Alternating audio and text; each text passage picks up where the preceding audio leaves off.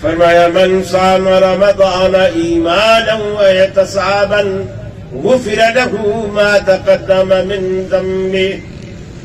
جو بندہ رمضان کے مہینے میں من صام رمضان، رمضان کا جس بندے نے ایک روزہ بھی رکھ لیا ایمان کی حالت میں، اللہ کو خوش کرنے کے لیے اخلاص کے ساتھ، ریاکاری کے جذبے سے بالکل پاک ہو کر، غفر له ما تقدم من ذنبه، اللہ رب العالمین اس کے گزشتہ سارے گناہوں کو رب العالمین معاف فرما دیتا ہے.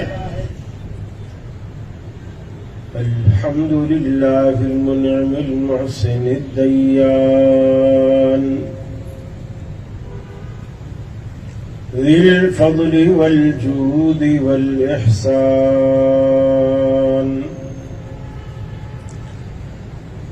ذی الکرم والمغفرة والامتنان والصلاة والسلام على سيد الأنبياء خير الأنام وعلى آله وصحابه وأزواجه العظام وأتباعه وأحبابه ورفقائه البررة الكرام. أما بعد، فأعوذ بالله من الشيطان الرجيم. بسم الله الرحمن الرحيم. وسارعوا إلى مغفرة من ربكم ورحمة وجنة عرضها السماوات والأرض أعدت للمتقين.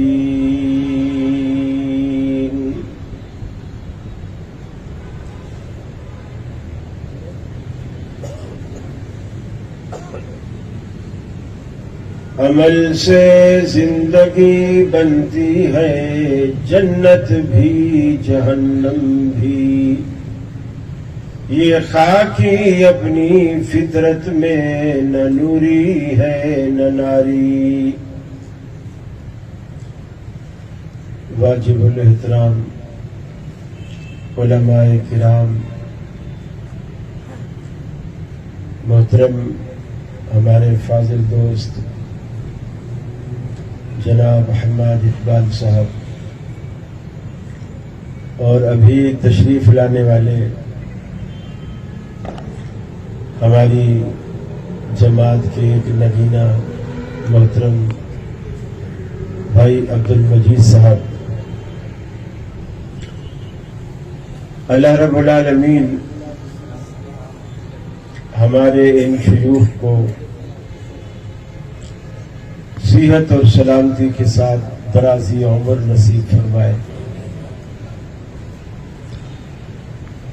آپ تمام احباب، یہ مائک تھوڑا دوسرے والا نہیں ہے جو نماز میں تھا، بس ادھر گردن گھماتے تو یہ بند ہو جاتا ہے، ادھر گھماتے تو بند ہو جاتا ہے، اس کا کوئی فائدہ ہی نہیں.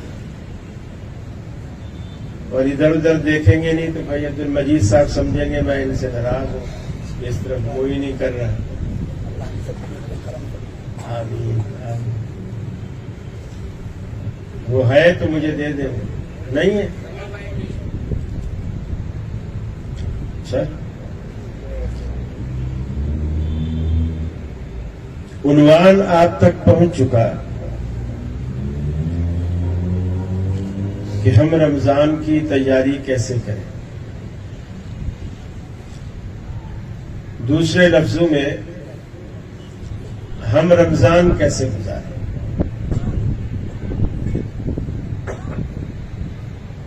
رمضان اللہ رب العالمین نے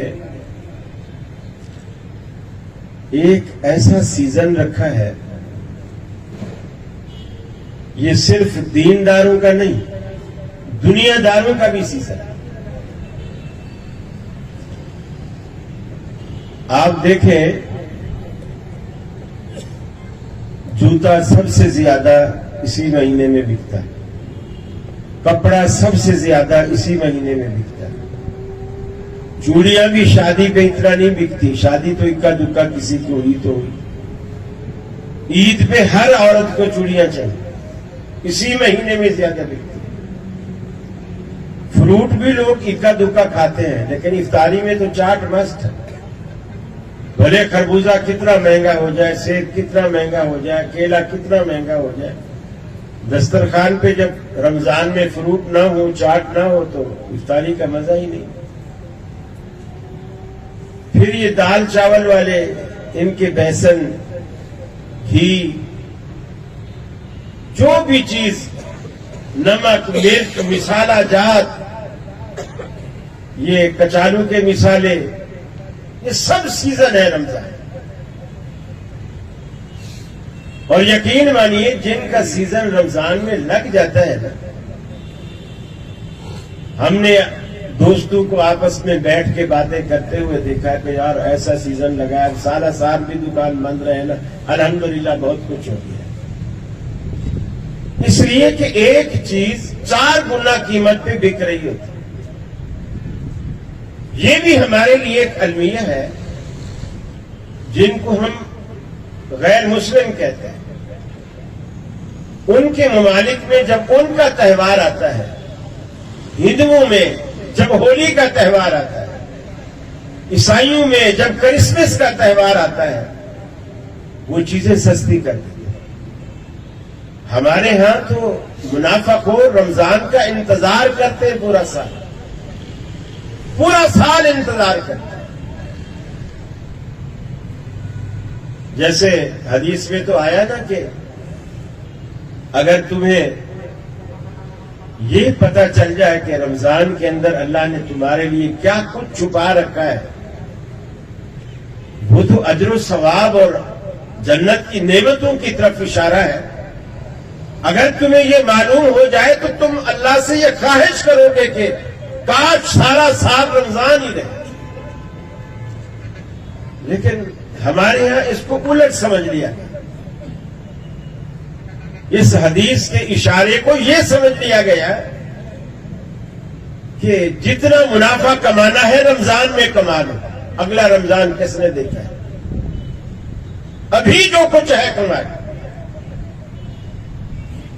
ابھی جو ہم خبریں سن رہے ہیں کہ جی یہ پاکستان کی تاریخ کا یہ جو رمضان اب آ رہا ہے، یہ مہنگا ترین رمضان ہے. رمضان مہنگا نہیں ہے، ہم مہنگے ہو گئے. پاکستان کی تاریخ کا مہنگا ترین رمضان اس لیے کہا جا رہا ہے کہ ہر چیز مہنگی ہے، لوگوں کی قوت خرید سے بات. آپ ایک مسلم کی حیثیت سے یہ بھی رمضان کی تیاری میں شامل ہے کہ آپ دوسرے مسلمان بھائی کو تھوڑا ریلیف دیں، آسانی دیں، سہولت دیں، کچھ کام آگے کے لیے بھی کریں. دنیا میں تو ہو ہی رہے ہیں، اللہ نے پیدا کیا ہے، وہ بھوکا نہیں مارے گا. اس مہنگائی کے دور میں بھی آپ نہیں کہہ سکتے کہ فلاں جگہ فلاں علاقے میں لوگ رات کو کھانا کھا کر نہیں سوتے، بھوکے سوتے. اب بھی اللہ ان کو کھلا رہا، کتنا بھی مہنگا ہو گیا. اس لیے کہ یہ اللہ کا وعدہ ہے. ما من دابة في الأرض إلا على الله رزقها. اے انسان، تو میرا بندہ ہے، سجدے کرنے والا، رکوع کرنے والا، قیام کرنے والا، میرے آگے دستے سوال اٹھانے والا، زمین پہ رینگنے والا. ایک کیڑا بھی ہو تو رب العالمین کہتا ہے اس کی روزی کا ذمہ بھی میں نے اپنے اوپر لیا ہے، اس کو بھی روزی ہم دیں گے. زمین پہ چلنے والے چوپائے ہوں، فضاؤں میں اڑنے والے پرندے ہوں. آج ہم بڑے زون میں ہوتے ہیں، میاں میں منڈی چلاتا ہوں، پوری منڈی کا میں سب سے بڑا چودھری ہوں. میرے اشارے پر قیمتیں گرتی اور میرے اشارے پر قیمتیں بڑھتی ہیں. ارے مجھے بتائیے سمندر میں بسنے والی مچھلیاں کس منڈی پر جا کر تجارت کرتی ہیں؟ فضاؤں میں اڑنے والے پرندے ان کا کوئی دنیا میں آفس ہو، کوئی فیکٹری ہو، کس جگہ سے روزی کماتی ہے؟ اللہ کے حبیب نے فرمایا اگر تم دنیا میں اللہ رب العالمین پر ایسے توکل کرو جیسے توکل کرنے کا حق ہے، اللہ تمہیں ایسے روزی دے گا جیسے صبح پرندے اپنے گھونسلوں سے خالی پیٹ نکلتے ہیں، شام کو اپنے پیٹ بھر کر واپس آتے ہیں، گھونسلوں میں موجود بچوں کے لیے بھی اپنے منہ میں چونچ میں دانہ لے کر کے آتے ہیں، خود بھی پیٹ بھر کے آتے ہیں، بچوں کو بھی کھلاتے ہیں، اور اگلے دن کا ان کو کوئی پتہ نہیں ہوتا کہ صبح ہم کس کھیت پہ جائیں گے، پتہ نہیں کھیت کے مالک نے کوئی جال لگا رکھا ہوگا ہمیں پھانسنے کے لیے، ان کی کوئی فیکٹری نہیں، کوئی باغات نہیں، کوئی منڈی نہیں، کچھ نہیں، لیکن رب دے رہا ہے، اللہ تعالیٰ دے رہا ہے۔ ہمیں جو یہ سب کچھ کرنا پڑتا ہے، اصل میں اللہ نے جتنا ہم سے تقاضا کیا ہے نا، ہم اس سے بھی زیادہ کر رہے ہیں، محنت روزی پر، دنیا پر، اس لیے کہ اللہ پر توکل ہی نہیں، اللہ پر بھروسہ ہی نہیں۔ اللہ کے حبیب سے جب کہا گیا کہ اللہ کے حبیب آپ اگر کہو تو یہ جو احد پہاڑ ہے یہ ہم آپ کے لیے سونا بنا دو، آپ نے فرمایا اللہ مجھے اتنا دے کہ جب صبح کھا کے بیٹھوں شام کو پھر تجھ سے مانگنا پڑے، شام کو کھاؤں تو صبح پھر تجھ سے مانگنا پڑے، اس لیے کہ تجھ سے جو مانگنے کی عادت اور لذت ہے یہ کبھی ختم ہی نہ۔ اللہ سے مانگنے کی ایک اپنی الگ لذت، الگ مزہ کہ بندہ اس کا فقیر بن کر اس کے آگے گرے، ندامت کے دو آنسو بھی بہائے، دنیا میں آپ ہزار دلائل پیش کریں کہ جی میرے گناہ کرنے کا یہ عذر تھا، یہ عذر تھا، یہ عذر تھا، ہزار دلائل پیش کریں آپ اپنے گناہ کے لیے، عقلی دلیلیں دیں، کچھ بھی کریں، وہ آپ کے ہزار دلائل بھی ایک گناہ بھی معاف نہیں کروا سکتے، لیکن آپ کی آنکھ سے اللہ کے ڈر سے ٹپکنے والا ندامت کا ایک آنسو آپ کے کروڑوں گناہ بخشوا سکتے ہیں۔ لیکن ایسا کر کے تو دیکھیں، اور رمضان اس کے لیے بہترین سیزن ہے، بہترین سیزن ہے رمضان کہ آپ اپنے آپ کو وقف کر لیں اللہ کے لیے۔ ٹھیک ہے 11 مہینے دکان کے لیے، 1 مہینہ اللہ کے لیے، ساری زندگی روزی تلاش کرنے میں لگا دی، لیکن 1 مہینہ رازق کو تلاش کرنے کے لیے بھی لگا کے دیکھیں، اللہ کو تلاش کرنے کے لیے لگا کے دیکھیں کہ مجھے یہ روزی دینے والا کون ہے، آپ اس کے لیے بھی یہ محنت کر کے دیکھیں، کبھی اس کو تلاش تو کریں، رات کے اندھیرے میں، رات کی تاریکی میں، جب سارا عالم سویا ہو آپ جاگ جائیں، آپ جاگیں، وضو کریں، مصلی بچھائیں، 2 رکعت نماز پڑھیں، اور پھر جتنا جی چاہتا ہے اللہ کے آگے رو دیں۔ ارے اسے تو دکھڑا سنانے کی ضرورت بھی نہیں، آپ صرف دل میں لائیں، وہ جان رہا ہے، اسے پتا ہے، انہ علیم بذات الصدور، وہ سینوں کے بھید جانتا ہے، اسے علم ہے۔ اور یقین مانیے صحابہ کرام ایسے موقع تلاش کیا کرتے، دنیا میں صحابہ کرام جتنا جنت کے حریص آج تک دنیا میں کوئی مخلوق پیدا نہیں جتنا صحابہ کرام کو جنت کی ہرس ہوا کرتے، چھوٹے چھوٹے کام کیا کرتے، اللہ کے رسول سے چھوٹی چھوٹی چیزیں پوچھا کرتے کہ جس سے ہم وہ کریں، دلنی علی عمل اذا عملتہ دخلت الجنہ، اللہ کے حبیب کوئی ایسی نصیحت فرما دے، ایسا وظیفہ بتا دے، ایسا عمل بتا دے، ایسا کوئی کام بتا دے، ہم کریں اور اللہ جنت کے دروازے کھولے، ہم جنت میں چلے جائیں۔ ان کو فکر ہی ایک ہوتی ہے۔ آپ اندازہ لگائیں ہمیں زندگی کتنی عزیز ہے، کتنی عزیز ہے زندگی. لیکن اللہ کے رسول نے ایک صحابی کا جنازہ پڑھایا. حضرت عوف بن مالک رضی اللہ تعالی عنہ آپ کے پیچھے کھڑے ہیں مقتدی کے طور پر, اس جنازے میں شریک ہے. اللہ کے رسول نے جنازہ پڑھایا اور جنازے میں آپ نے اس میت کے لیے دعائیں کی, رو رو کر دعائیں کی, رقت قلبی سے دعائیں کی, دل کی گہرائیوں سے دعائیں کی. یہ میت کو رخصت کرنے کا مصنون طریقہ ہے. یہ جو 1 منٹی جنازہ اور آدھے منٹ کا جنازہ ہوتا ہے, یہ میت کے ساتھ بھی دشمنی ہے اور سنت کا بھی مذاق ہے. آپ نے فرمایا مرنے والا تمہاری کسی چیز کا اتنا محتاج نہیں جتنا تمہاری دعاؤں کا محتاج ہوتا ہے. ساری زندگی اس کے ہاں سے کھاتے رہے پیتے رہے, اب رخصت کرنے کا وقت آیا, آدھا منٹ بھی دھوپ پہ نہیں کھڑے ہو سکتے, آدھا منٹ. اور دھوپ پہ کہاں, آج کل تو جنازے بھی ماشاءاللہ مسجدوں میں ہوتے ہیں, اے سی لگے ہوئے ہوتے ہیں, پنکھے چل رہے ہوتے ہیں, پھر بھی نہیں کھڑا ہویا جاتا ان سے, آدھے منٹ میں جنازہ. عوف بن مالک کہتے ہیں میں اللہ کے رسول کے پیچھے جنازے میں کھڑا تھا. جب آپ نے جنازہ پڑھایا, جنازے میں نے 2 کام کیے. ایک کام تو یہ کیا, حفظت من دعائی, اللہ کے رسول جو دعائیں پڑھ رہے تھے میں نے وہ سن سن کر یاد کر لی. حنفیوں سنو, تم کہتے ہو کدھر ہے جنازہ اونچا. عوف بن مالک کہتے ہیں کہ میں نے جنازے میں پیچھے کھڑے ہو کر وہ دعائیں یاد کر لی جو اللہ کے رسول نے پڑھی. وہ یاد کیسے کی, سنے بغیر یاد کی. میں نے حفظت من دعائی, اللہ کے رسول نے وہ دعائیں پڑھی اور میں نے وہ یاد کر لی. اور دوسرا کام کیا کیا, فرمایا دوسرا کام یہ کیا, اللہ کے رسول جس رقت کے ساتھ وہ دعائیں کر رہے تھے میرے دل میں اسی وقت یہ تمنا جاگ اٹھی, کاش اس میت کی جگہ میری میت ہوتی اور اللہ کے رسول یہ دعائیں میرے لیے کریں.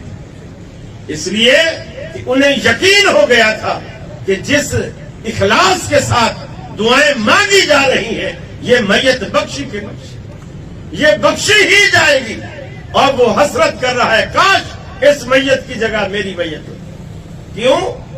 اس لیے کہ صحابہ کرام کے سامنے جنت کے مقابلے میں دنیا کی کوئی قیمت نہیں, کوئی قیمت نہیں. اور ہمارے ہاں تو جنت کی کوئی قیمت نہیں. اللہ کے رسول نے فرمایا جنت کی ایک بالشت جگہ, ایک بالشت, پوری دنیا اس کے اندر جو کچھ ہے دنیا مافیا سے ایک بالشت جنت بہتر, ایک بالشت بھی جگہ بھی نہیں.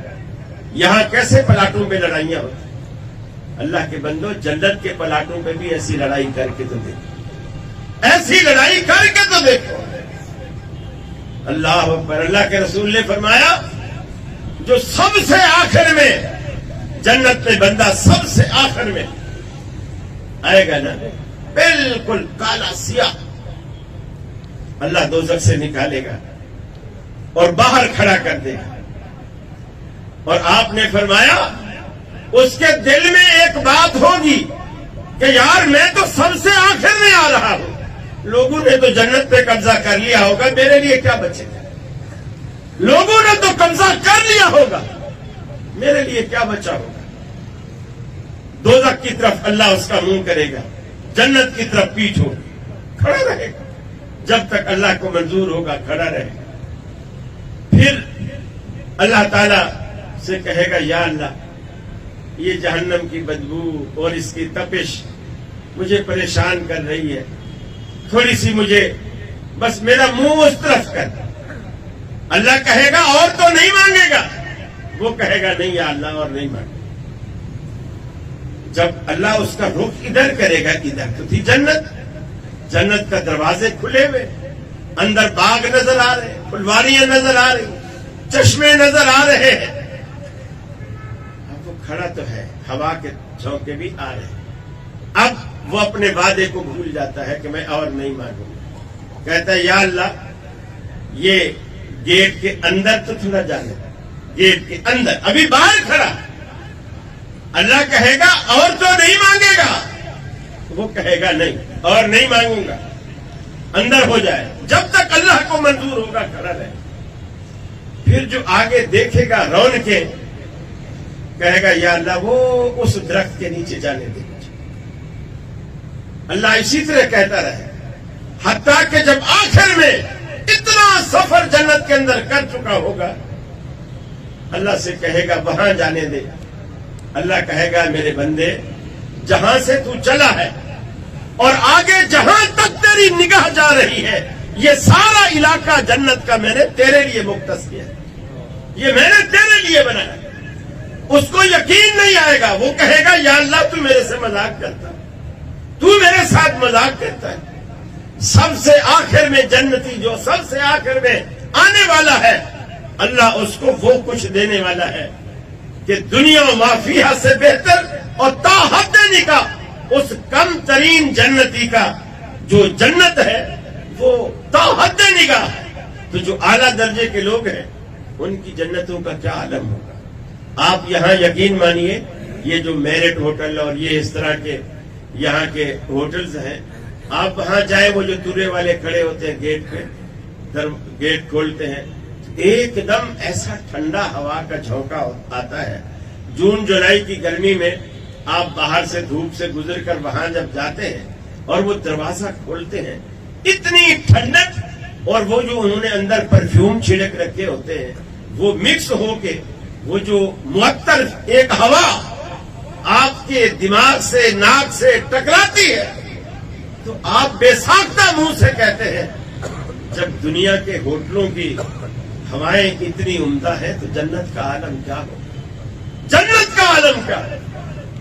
اور یہاں آپ جو کچھ دیکھتے ہیں ریسپشن پہ، یہ کشمیر کے لڑکے لڑکیاں بیٹھی ہوتی خوبصورت گوری چٹی چمڑی والی، یہ اس ہوٹل کا معیار ہوتا ہے کہ جو بھی آئے وہ دیکھے ان سے متاثر ہو. لیکن قرآن مجید نے بیان کیا کہ اللہ نے آپ کے پروٹوکول کے لیے، آپ کی خدمت کے لیے، آپ کے خادم کی حیثیت سے جو غلمان جنت رکھے ہیں، فرمایا جب تو ان کو دیکھے گا حسبتہم لؤلؤا منثورا، تجھے ایسے گزرے گا جیسے کسی نے موتیوں کی مالا توڑ دی ہو اور موتی سارے زمین پر بکھر گئے. موتیوں سے قرآن نے تشبیہ دی آپ کے نوکروں کو. جس جنت کے نوکر اتنے خوبصورت ہوتے ہیں اس جنت کے مالک کے حسن کا کیا کہنا ہے، آپ کبھی تصور تو کریں. لیکن اس کے لیے رمضان کو خوش کر کے آپ کو بھیجنا، رمضان کو خوش کر کے بھیجنا. رمضان کو خوش کرنے کے کئی طریقے. سب سے پہلی بات تو یہ ہے آپ نے کپڑے لینے ہیں جو وہ رمضان سے پہلے لیں. جو چیز آپ نے عید کے لیے لینی ہے خدا کے لیے آپ رمضان کے آخری عشرے کو اس خریداری میں برباد نہ کریں. ہمارا یہ کئی سالوں سے وتیرہ چلا آ رہا ہے کہ دوست یار احباب سب اکٹھے ہو جائیں گے، موٹر سائیکلوں کے سلنسر بھی نکال دیں گے اور سب شور مچاتے ہوئے سارے جائیں گے، روڈوں پہ آئیں گے جائیں گے.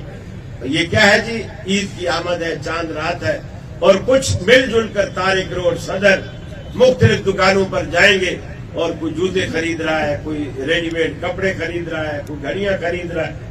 یہ سب کچھ آپ رمضان سے پہلے کریں. رمضان کی جو قیمتی گھڑیاں ہیں ان کو اس چیز میں برباد نہ کریں. اس لیے وہاں جب آپ جاتے ہیں مرد عورت کا اختلاط بھی ہوتا ہے، ظاہر بات ہے مارکیٹیں بھری پڑی ہیں اور کوئی بھی مارکیٹ عورت کے بغیر تو جچتی نہیں.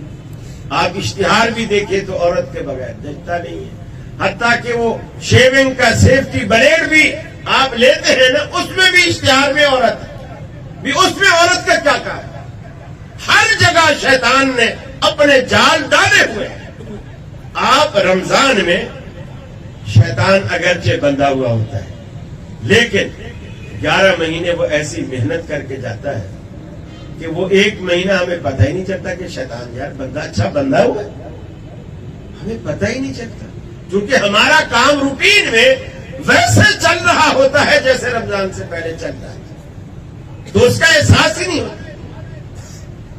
اللہ کے رسول نے بڑی فکر کے ساتھ رمضان کے علاوہ آپ کسی مہینے کے اتنی کثرت سے روزے نہیں رکھتے تھے جتنے آپ شعبان کے رکھتے تھے۔ اس کے بعد آپ رمضان کے آنے سے کچھ عرصہ پہلے، ہفتہ کہہ لیں، 4 دن، 5 دن، 10 دن، آپ کچھ عرصہ پہلے ناگا کرتے، روزہ چھوڑ دیتے، اور عام امت کو بھی یہ حکم ہے کہ 15 شعبان کے بعد آپ روزے نہ رکھیں۔ یہ بھی رمضان کی تیاری کا ایک حصہ ہے، کیونکہ اگر آپ پورا مہینہ شعبان کا، جو کہ فرض نہیں ہے، نفل تھی آپ کے لیے، یہ آپ رکھتے رہیں گے تو جب آپ رمضان میں پہنچیں گے تو آپ آدھے ہو چکے ہو، کمزوری لاحق ہو چکی ہو۔ پھر یہ اندیشہ ہے کہ کہیں ایسا نہ ہو کہ آپ سے جو فرضی روزے ہیں وہ ساقط ہو جائے۔ نفل کے لیے تو آپ نے کوشش کی، جیسے ایک پورا طبقہ ہے، میں نام نہیں لیتا، وہ مسواک کی سنت پہ اتنا عمل پیرا ہوتے ہیں، وضو پہ بیٹھیں گے، مسواک کر رہے ہیں، جماعت ہو رہی، نکل رہی ہے، اور یہ مسواک پہ لگے ہوئے۔ ہمارے امیر صاحب نے کہا تھا کہ ایک مسواک سے نماز جو پڑھی جاتی ہے 70 درجے زیادہ ثواب ملتا ہے۔ وہ جماعت جا رہی ہے، وہ 70 کے چکر میں مسواک میں لگا ہوا۔ ایک خاص طبقہ ہے جن کو اس طرح کی پٹی پڑھائی جاتی ہے کہ وہ سنت کے خلاف لوگوں کو لگایا جاتا ہے۔ مولوی کا شیطان بھی مولوی ہوتا ہے، یہ بھی ذہن میں رکھیے گا۔ وہ ان کو مذہبی رنگ میں پھنساتا ہے، کیونکہ مولویوں کو ثواب چاہیے، وہ اس طرح پھنسا ہے، اس کا 70 درجے ثواب ہے، اس کا اتنے درجے ثواب ہے، اس کا اتنے حج کا ثواب ہے، اس کا اتنے حج کا ثواب ہے۔ پھر وہ جو دیندار طبقہ ہے وہ اس طرف مائل ہوتا ہے، اس طرف آتا ہے۔ نبی کریم صلی اللہ علیہ وسلم نے جو تعلیم دی، اس تعلیم میں روزہ رمضان کا آپ پر فرض ہے۔ اگر عورت بھی یہ کام کرے نا، جیسا کہ حدیث میں آتا ہے، اگر عورت دنیا میں یہ 4 کام کرے، عقیدے کے بعد، توحید کے بعد، مسلمان ہونے کے بعد، اگر یہ 4 کام کر لیں، فرمایا صلت خمسہا، یہ جو دن کے 5 نمازیں ہیں دن کی، یہ اگر وہ پابندی کے ساتھ پڑھ لیں، صلت خمسہا، یہ 5 نمازیں پابندی کے ساتھ پڑھ لیں، سامت شہرہا، اور یہ جو رمضان کے مہینے کے روزے ہیں، بھلے نفلی روزے نہ رکھیں، رمضان کے روزے جو فرض ہیں یہ پورے کر لیں، اطاعت بالہا، یہ جو تیسری چیز ہے نا، اکثر گھر اسی بات پہ اجڑتے ہیں۔ اگر رسول اللہ صلی اللہ علیہ وسلم کے اس فرمان کو دلہن پلے باندھ دے اور نکاح کے موقع پر خطبہ نکاح پڑھانے والا، ایجاب و قبول کرانے والا یہ حدیث سنا کر دلہا دلہن کو نصیحت کر دے تو انشاءاللہ گھر کبھی ٹوٹے گے نہیں۔ اطاعت بالہا، شادی کے بعد دلہن کے اوپر ماں باپ کی نہیں چلے گی، شوہر کی چلے گی۔ یہ اللہ کے رسول کا فرمان ہے۔ گھر میں شادی سے پہلے اپنے گھر میں ہے، ٹھیک ہے، ابا جو کہے کرے، اماں جو کہے کرے، لیکن شادی کے بعد یہ جو دلہن کو موبائل فون دے دیا جاتا ہے، بیٹا کوئی بھی اونچ نیچ ہو بس مس کال دے دینا، تیرے 6 بھائی ہیں کڑیل جوان، پھر ہم جانے اور وہ جانے۔ تو یہ پہلے ہی دن سے فتنے کی بنیاد بیٹی کو رخصت کرتے وقت رکھ دیتے ہیں، اور وہ 1 مہینہ بھی مشکل سے گھر چل پاتا ہے اور بیٹیاں گھر میں آ جاتی ہیں، اور پھر بھی جھوٹی انا کی بھیڑ چڑھ جاتی ہے۔ لوگ کہتے ہیں اب بیٹا ٹھیک ہے، بیٹی رہے ادھر، وہ آئے گا ادھر ناک رگڑے گا اور ہم سے معافیا مانگے گا، پھر ہم تیرا ہاتھ اس کے ہاتھ میں دیں گے۔ نہ وہ آئے گا، نہ وہ ناک رگڑے گا، نہ وہ معافیا مانگے گا، نہ بیٹی اپنے گھر جائے گی۔ ساری زندگی 30 40 سال بیٹھے گزار دیتی ہے جھوٹی انا میں۔ اور سیدنا علی المرتضیٰ ایک دن اپنے گھر میں کیلولہ نہیں کیا، مسجد میں آ کر اللہ کے رسول گھر میں آئے، فاطمہ رضی اللہ تعالیٰ عنہ سے پوچھا بیٹی علی نظر نہیں آ رہا؟ اس ٹائم تو لوگ سارے گھر میں ہوتے ہیں، کیلولے کا ٹائم ہے، علی نظر نہیں آ رہا۔ کہا اللہ کے رسول وہ کسی بات پہ ناراضگی ہو گئی تھی، تو وہ گھر میں نہیں ٹکے، باہر چلے. آپ نے بلال کو بھیجا دیکھ کر، وہ مسجد میں دیکھ کر آئے کہ مسجد میں حضرت علی لیٹے ہوئے. آپ واپس چلے گئے مسجد، جا کر علی کو اٹھایا، جسم پر مٹی بھی لگی ہوئی تھی، وہ بھی جاری. کہا ہے مٹی والے بزدلا اٹھو، اٹھا کر ہاتھ پکڑ کر لے گئے. جب گھر میں بیٹی نے بتایا کہ علی کی میرے سے کسی بات پہ انبن ہوئی اور وہ باہر چلے گئے ناراض ہو کر، آپ نے ایک مرتبہ بھی اپنی بیٹی سے نہیں پوچھا کہ ناراضگی کس بات پہ ہوئی تھی. آپ باپ تھے نا، آپ پوچھ سکتے تھے. آپ نے ایک مرتبہ بھی نہیں پوچھا کہ ناراضگی کس بات پہ ہوئی تھی، شروع کس نے کی تھی، قصور کس کا تھا، نہیں پوچھا. پھر داماد کا ہاتھ پکڑ کے آئے. یہ جو ہمارے ہاں دنیا میں جھوٹی انا اور جھوٹی ناک کا مسئلہ بنا کر، مجھے بتاؤ رسول اللہ سے بڑھ کر اونچی ناک والا دنیا میں کون ہے؟ آپ داماد، آپ بیٹی والے ہو کر داماد کا ہاتھ پکڑ کے بیٹی کی گھر لا رہے. آپ نے تو نہیں کہا ہماری ناک کٹ گئی. آپ کی ناک رسول اللہ کی ناک سے اونچی ہے. آپ ہاتھ پکڑ کے داماد کا وہاں لے آئے اور پورا راستہ علی سے نہیں پوچھا کہ تمہاری فاطمہ سے کس بات پہ لڑائی ہوئی ہے، جھگڑا کس نے شروع کیا تھا، قصور کس کا تھا، نہیں پوچھا. کیوں؟ یہ پوچھ گچھ اور قریدنا وہ لوگ کرتے ہیں جن کو گھر بسانا نہیں ہوتا، جلتی پہ تیل چھڑکنا ہوتا. اور جن کو گھر بسانا ہوتا ہے نا، وہ یہ نہیں پوچھتے. وہ پھر چودھری شجاعت کی طرح کہتے ہیں مٹی پاؤ. وہ پھر مٹی ڈالتے، وہ آگے نہیں قریدتے. یہ وہ ہستیاں تھیں جو گھر بسانا جانتے بھی تھے اور گھر بسانا چاہتے بھی تھے. آپ نے فرمایا یہ 3 کام اگر عورت کر لے، اطاعت بالہا، اپنے خامد کی اطاعت کرے. ہاں اگر خامد خلاف شریعت حکم دیتا ہے اس کی وہ پابند نہیں ہے، نہ مانے. لیکن اگر وہ حکم خلاف شریعت نہیں ہے، خامد کا حق ہے، وہ رائٹ ہے، وہ اس کو فرما برداری کرے، اس کو مانے. اللہ تعالیٰ اسی میں خوش ہے کہ یہ خامد کی اطاعت کرے. اور چوتھا اور آخری کام فرمایا احسنت فرجہا، خامد موجود ہو یا موجود نہ ہو، اپنی عزت عصمت آبرو کی حفاظت کرے، خامد کی امانت سمجھ کر اس کی محافظ بن جائے. اب اپنی عزت کو خامد کی امانت، اس کی عزت سمجھے کہ میرے پاس اس کی امانت، اس کی حفاظت کرے. فرمایا جب یہ 4 کام عورت کر لیتی ہے اور جس دن دنیا سے رخصت ہوتی ہے، اللہ تعالیٰ جنت کے 8 دروازے کھولتا ہے اور کھول کر کہتا ہے فَلْتَدْخُلْ مِنْ أَيِّ أَبْوَابِ الْجَنَّةِ شَاءَتْ، اے نیک بخت، جنت کے 8 دروازے تجھ پہ کھلے ہیں، جس سے تیرا جی چاہے داخل ہو جائے. یہ سودا مہنگا ہے، بہت آسان سودا، بہت آسان سودا ہے. اور آپ کی یہ ذمہ داری رمضان میں، آپ کی یہ ذمہ داری، اگر آپ کی گھر والی اس طرح نیکی کے کام میں حصہ لیتی ہے تو آپ اس کو یہ تانا نہ دیں کہ یہ کام سے بچنے کے لیے قرآن کھول کے بیٹھ گئی، یہ سانسیں، یہ گھر کے اندر یہ کام بہت کرتا. آپ پہلے انتخاب کریں. بعض دفعہ سسر کی خواہش ہوتی ہے کہ میری بہو حافظہ ہو قرآن کی، بیٹا حافظ نہیں ہے، تو وہ کیا جانے حافظ کی کیا قدر ہوتی ہے. اب وہ بہو حافظہ ڈھونڈ کے لائیں گے، لے آئے. اب ظاہر بات ہے جو حافظہ ہے وہ قرآن پکا کرنے کے لیے قرآن کو روز تو پڑھے گی. اگر وہ نہیں پڑھے گی تو قرآن بھول جائے گی.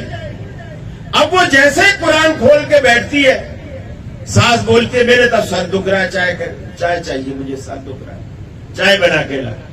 وہ کہتی ہے اچھا ابھی میں یہ تھوڑا سا رہ گیا ہے، 1 پاؤ رہ گیا، میں پورا کر کے آتی ہوں. تو پھر وہ بیٹے کے کان بھرے گی، یہ جو تو ہماری بہو لایا نا یہ صحیح نہیں ہے.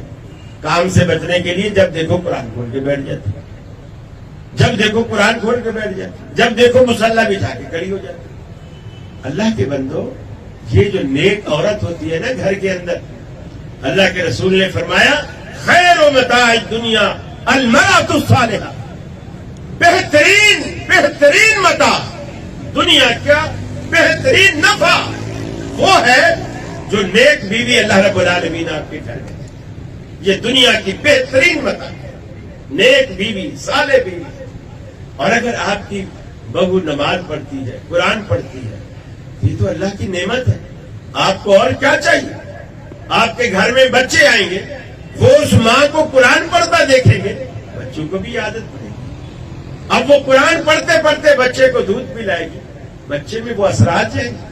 وہ دودھ کے اثرات، قرآن کے پڑھنے کے اثرات بھی دودھ کے ذریعے منتقل ہوں گے انشاءاللہ. تو آپ عورتوں کو یہ موقع دیں. پھر رمضان میں حالانکہ جتنا آپ کو روزہ لگا ہوا ہوتا ہے عورتوں کو بھی اتنا ہی لگا ہوا ہوتا ہے، وہ بھی روزہ رکھتی ہے. گرمی جتنا آپ کو لگ رہی ہوتی ہے ان کو بھی اتنا لگ رہی ہوتی ہے. لیکن وہ عصر سے، بلکہ عصر سے بھی پہلے سے، وہ کتنے بھی گرمی ہو، اب کچن میں تو اے سی نہیں چلتا نا، اور نہ کچن میں آپ پنکھا چلا سکتے ہیں. کتنے بھی گرمی ہو وہ افطاری کا نہیں، میں گھر والوں کو اپنے ہاتھ سے کھلاؤں گی، اپنے ہاتھ سے کھلاؤں گی. وہ افطاری کا سارا سامان، سموسے بھی وہیں بن رہے ہیں، پکوڑے بھی وہیں بن رہے ہیں، چھولے بھی وہیں بن رہے ہیں، فروٹ چاٹ بھی وہیں بن رہا ہے، سب کچھ وہیں ہو رہا ہے. اور آپ کوئی خوشی کے، تعریف کے دو بول بھی بول کے ان کو حوصلہ نہیں بنا سکتے. پھر بھی آپ کھانے بیٹھ، اس پہ نمک تیز ہے، اس پہ مرچیں تیز ہے، پلیٹ ایسے پھینکی، یہ کیا بنا کے رکھا ہے؟ یہ انسانوں کے کھانے کی چیز. تو بھی ایسی عمدہ چیز بنانی تھی تو پھر تو خود ہی بنا لیتا نا، تو خود ہی بنا لیتا. ایک دن بتا بھی ایسے بناتے. بہاولپور میں ہم پڑھتے تھے تو ایک صوبیدار عبدالعزیز تھے وہاں، حفظ صاحب رحمۃ اللہ علیہ کے پیچھے جمعہ پڑھتے تھے. تو انہوں نے ایک دن کہا، حفظ صاحب آپ خطبہ بڑا لمبا کر دیتے ہیں، اتنا لمبا خطبہ نہیں دینا چاہیے، بس جو ٹائم مقرر ہے پونے گھنٹے کا پونا گھنٹہ دینا چاہیے. آپ کبھی جو ہے وہ سوا گھنٹہ کر دیتے ہیں، کبھی ڈیڑھ گھنٹہ بجا دیتے ہیں. انہوں نے سنا تو کوئی جواب نہیں. اگلے جمعہ جب آئے نا تو بجائے ممبر پہ چڑھنے کے صف پہ آ کے بیٹھ گئے. 1-2 منٹ پہلے آگے لوگوں نے سمجھا شاید 1-2 منٹ رہتے ہیں تو اس لیے ممبر پہ نہیں چڑھے. جب وہ ٹائم ہو گیا تو حفظ صاحب اٹھے اور صوبیدار عبدالعزیز کے پاس گئے. اس کو کہا کہ آج تو خطبہ دے کے بتا کہ خطبہ کیسے دینا چاہیے. اب اس کی تو آواز نہیں نکلی. اب وہ فوجی آدمی، اس کو کیا پتا خطبہ کیسے دیتا. ان کو تو صرف تنقید کرنی آتی. اب حافظ صاحب پیچھے پڑ گئے اس کے کہ نہیں، آج تو بتا خطبہ کیسے دینا چاہیے، اور تو مجھے پونا گھنٹے میں یہ ختم کر دیتی. پونے گھنٹے کیا، وہ تو 1 منٹ بھی نہیں چل سکتا. آخر لوگوں نے، اس نے بھی معافیا مانگی، میں غلطی میری، میں معاف کر دو، میں آئندہ نہیں کروں گا. پھر حافظ صاحب ممبر پہ گئے. تو آپ ایک دن بیگم سے کہیں پرے ہٹ، کل تو نے پکوڑے بنائے تھے، میں بنا کے دکھاتا. آپ بنا کے دکھائے نا، تو پھر تنقید کا مزہ بھی تو ہے نا. آپ کریں بھی کچھ نہیں اور تنقید پہ تنقید کرے جائیں. روزہ انہیں بھی لگتا ہے، روزہ آپ کو بھی لگتا ہے. اور وہ انشاءاللہ جو خواتین گھر میں اپنے روزے کا بھی ثواب پاتی ہیں اور گھر والوں کو افطاری کرانے کا ثواب بھی وہ پاتی ہیں، آپ سے کہیں زیادہ اجر اللہ رب العالمین انہیں دیتا ہے.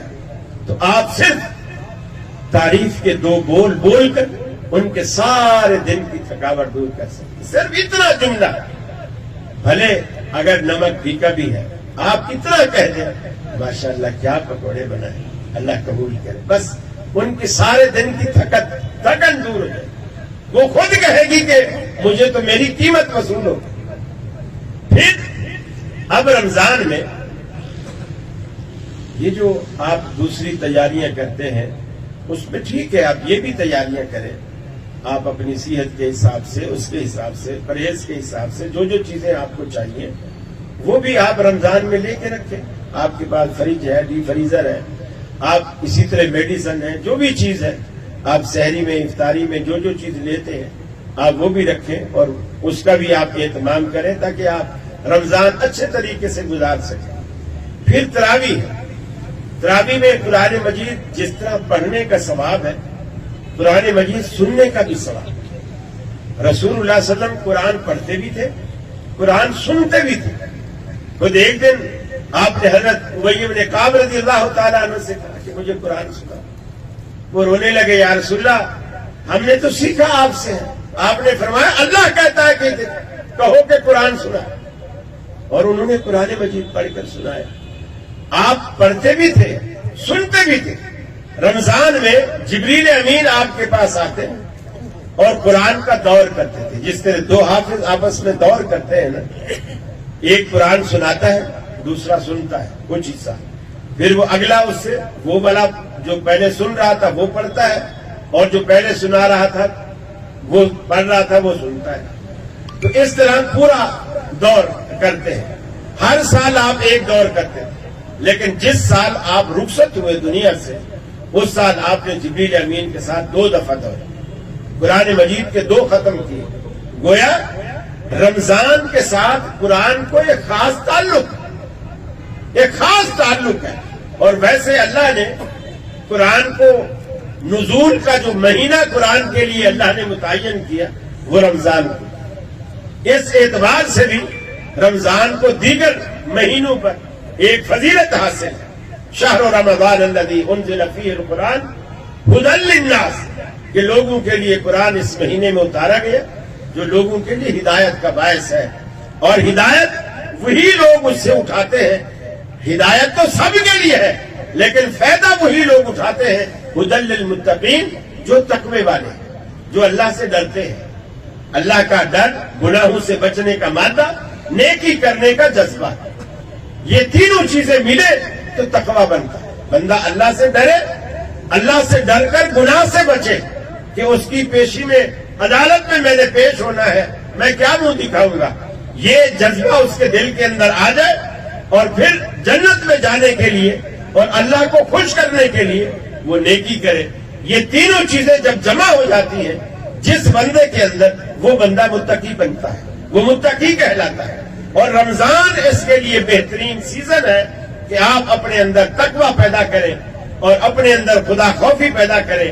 ایک ڈائری بنا لیں، اس ڈائری کے اندر آپ ایک صفحے پر گناہوں کی لسٹ بنا لیں اور ایک صفحے پر آپ نیکیوں کی لسٹ بنا لیں.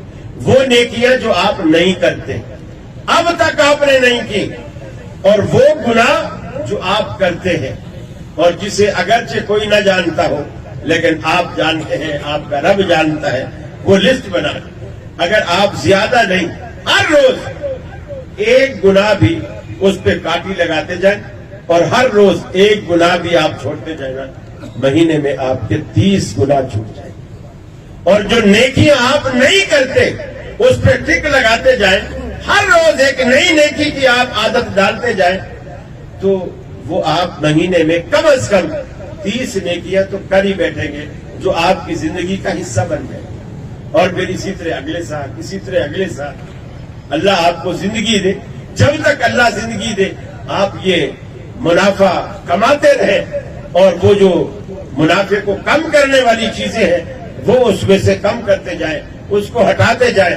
اللہ راضی جب ہو جائے گا انشاءاللہ، جیسا کہ ہمارے بھائی حماد صاحب آپ کو حدیث سنا رہے تھے، یہ اللہ تعالیٰ نے رمضان میں ایک خاص خوبی رکھی.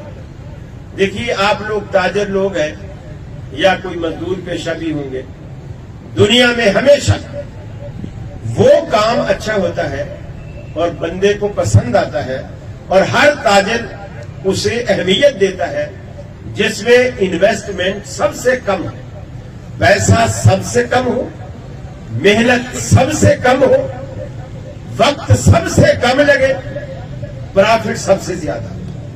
ہر تاجر اس کو ترجیح دیتا ہے. ہر تاجر محنت کم، انویسٹ کم، وقت کم، پرافٹ زیادہ. اور یہ ساری خوبی اللہ نے رمضان میں ہے.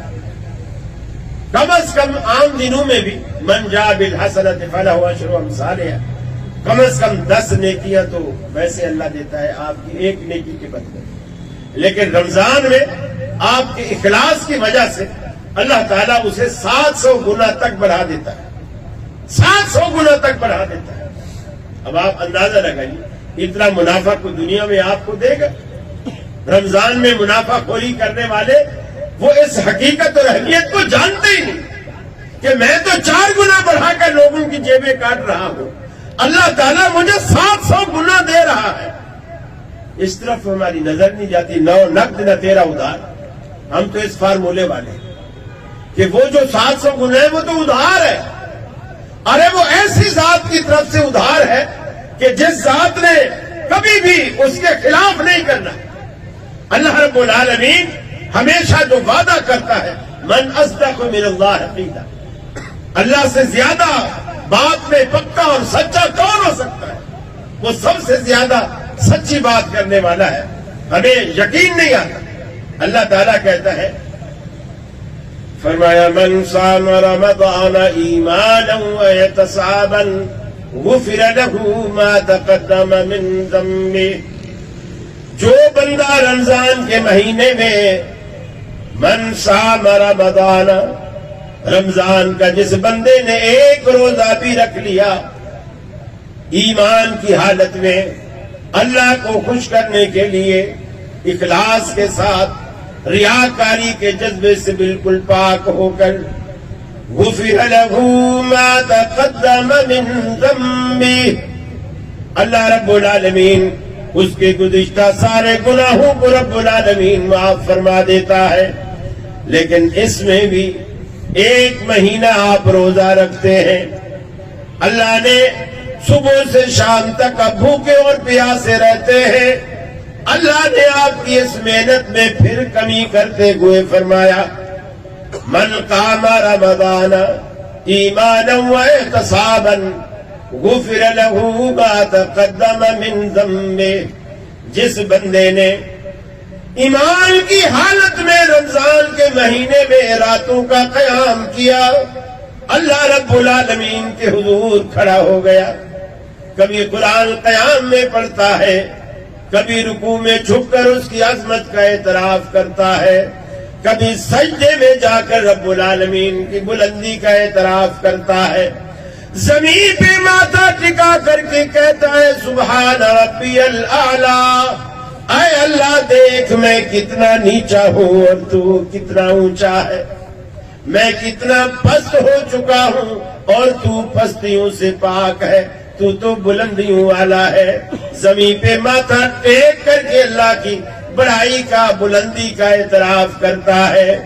اس کے بعد فرمایا جو بندہ رمضان کے مہینے میں یہ قیام کرتے کرتے بھی اگر 1 گھنٹہ روز لگاؤ تو 30 یا 29 گھنٹے ہو جاتے ہیں، لیکن فرمایا من قام لیلۃ القدر ایمانا واحتسابا غفر له ما تقدم من ذنبه، جو بندہ صرف 1 رات لیلۃ القدر کی 1 رات قیام کرے ایمان کی حالت میں اللہ کو راضی رکھنے کے لیے، ضروری نہیں کہ آپ مغرب سے لے کر فجر کی اذانوں تک جاگتے رہیں، آپ اس میں سو بھی لیں، کھا بھی لیں، پی بھی لیں، آرام بھی کریں، بیٹھ بھی جائیں، قیام بھی کریں، سجدے بھی کریں، قرآن بھی پڑھیں، تسبیح بھی پڑھیں، اللہ کا ذکر بھی کریں، دعائیں بھی مانگیں، اللہ رب العالمین سے مانگیے،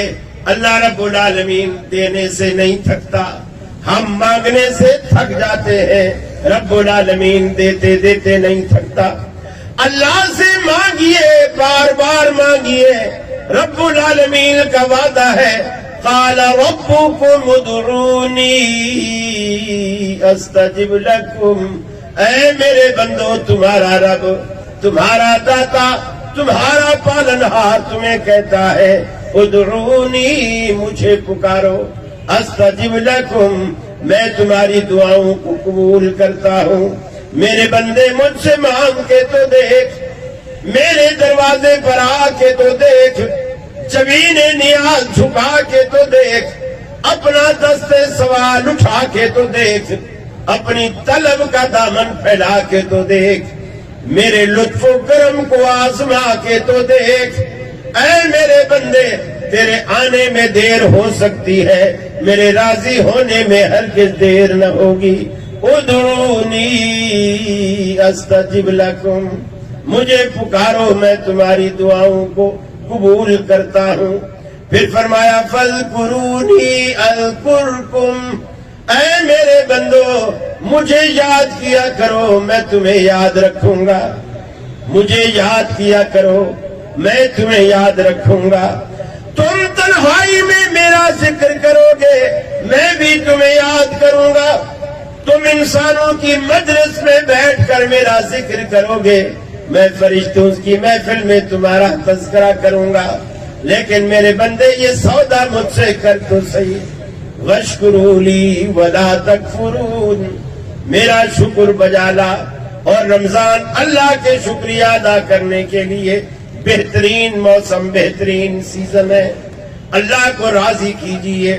اللہ کے حبیب نے فرمایا جس بندے کی زندگی میں رمضان مبارک یہ اللہ کا مہمان مہینہ جس بندے کی زندگی میں آیا اور وہ رمضان کو راضی کر کے رمضان کو خوش کر کے نہیں بھیجتا، جس سے اللہ رب العالمین ناراض ہو جاتا ہے، رمضان میں عبادت کر کے اللہ کو راضی نہیں کرتا، فرمایا وہ شخص اس کے لیے ویل ہے۔ جبریل نے بد دعا دی، اللہ کے رسول نے آمین کہا۔ اس ویل سے بچیے، دوزخ کا ایندھن بننے سے بچیے۔ رمضان بہترین سیزن ہے آپ کو دوزخ سے بچانے کا۔ اللہ نے سارے مواقع دیے، شیطان کو جکڑ دیا، جہنم کے دروازے بند کر دیے، جنت کو سجا کر آپ کے لیے کھول دیا۔ اے میرے بندے اب تو جس دروازے سے آنا چاہے میں نے تیرے لیے 8 دروازے کھول رکھے ہیں۔ ہمیں بدبخت ہے جو ہم اس طرف توجہ نہیں کرتے۔ قرآن کو پڑھیے، بچوں کو قرآن پڑھائیے، دعائیں استعمال کیجئے، دعائیں یاد کیجئے، زندگی بھر دعاؤں کا استعمال کیجئے۔ اٹھتے بیٹھتے ہم یہ نہیں کہتے 1000 دانے کی تسبیح خریدے، اللہ اللہ جپتے رہے۔ آپ کی پوری زندگی اللہ کے ذکر سے لبریز ہو سکتی ہے جب آپ اسے سنت کے مطابق گزارے۔ آپ نے پانی کا گلاس اٹھایا، آپ نے پڑھا بسم اللہ، پانی پینا شروع کیا، آپ نے کہا الحمدللہ، آپ نے شروع میں بھی اللہ کو یاد کیا، آخر میں بھی اللہ کو یاد کیا۔ آپ گھر سے نکلے، آپ نے کہا بسم اللہ توکلت علی اللہ، آپ نے اللہ کو یاد کیا۔ آپ مسجد میں داخل ہوئے، آپ نے کہا اللہم افتح لی ابواب رحمتک، اے اللہ میرے لیے اپنی رحمتوں کے دروازے کھول دے۔ آپ نے اللہ کو یاد کیا۔ آپ باہر نکلے، آپ نے اللہ کو یاد کیا۔ بازار میں گئے، آپ نے کوئی خوبصورت چیز دیکھی تو کہا سبحان اللہ، آپ نے اللہ کو یاد کیا۔ کسی سے وعدہ کیا تو آپ نے کہا انشاءاللہ، آپ نے اللہ کو یاد کیا۔ آپ نے کوئی اچھی خبر سنی تو آپ نے کہا ماشاءاللہ، آپ نے کوئی دکھ بھری خبر سنی تو آپ نے کہا انا للہ۔ مسلمان کی زبان پر ہر لمحے اللہ کا نام رہتا ہے، مسلمان کی پوری زندگی عبادت بن جاتی ہے جب آپ اس کو سنت کے مطابق گزارتے ہیں۔ یہ ایک مسلمان اپنی زندگی کا وتیرہ بنا لے کہ میں نے زندگی ایسے گزارنی ہے جیسے اس ہستی نے گزاری جس کا میں نے کلمہ پڑھا۔ ہم کبھی یہ دعوت نہیں دیتے ہماری مانو، اس شیخ کی مانو، اس شیخ کی مانو۔ ہم کہتے ہیں جس کا کلمہ پڑا ہے اس کی نہ ٹالو، اس کی مانو، بس یہی ہماری دعوت ہے۔ اگر یہ کسی کو اچھی لگتی ہے آپ ہمارا ساتھ دیجئے، اس منہج کو اپنائیے، اس دعوت کو قبول کیجئے۔ یقین مانیے ہمارے دل میں ایک ہی بات ہے کہ ہم سارے جس طرح آج یہاں اکٹھے بیٹھے ہیں، اللہ تعالیٰ ہم سے کوئی ایسا عمل کرا لے، ایسا عقیدہ ہمارا ایک کر دے کہ ہم سب کو اسی طرح اکٹھا جنتوں میں پہنچائے۔ وآخر دعوانا ان الحمدللہ رب العالمین۔